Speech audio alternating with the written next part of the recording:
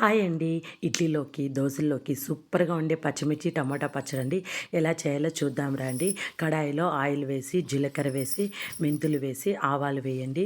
ఆవాలు వేసి అవి చిటపట అనిన తర్వాత పచ్చిమిర్చి ముక్కలైతే వేయండి. వేసి అవి బాగా వేగిన తర్వాత టమాటా ముక్కలైతే వేస్తామండి. వేసి బాగా మెత్తబడేంత వరకు టమోటాల్ని బాగా ఫ్రై చేద్దాము. ఇప్పుడైతే కొంచెం చింతపండు అయితే వేస్తున్నాను. వేసి బాగా కలుపుతాము. కొంచెం కరివేపాకు అయితే వేస్తున్నాను. వేసి అయితే బాగా ఫ్రై చేద్దాము. ఇప్పుడు బాగా ఫ్రై అయిన తర్వాత కొంచెం చిటికెడు పసుపు పొడి అయితే వేస్తున్నాను. వేసి సరిపడ ఉప్పు అయితే వేస్తున్నాను. వేసి బాగా కలుపుతాము.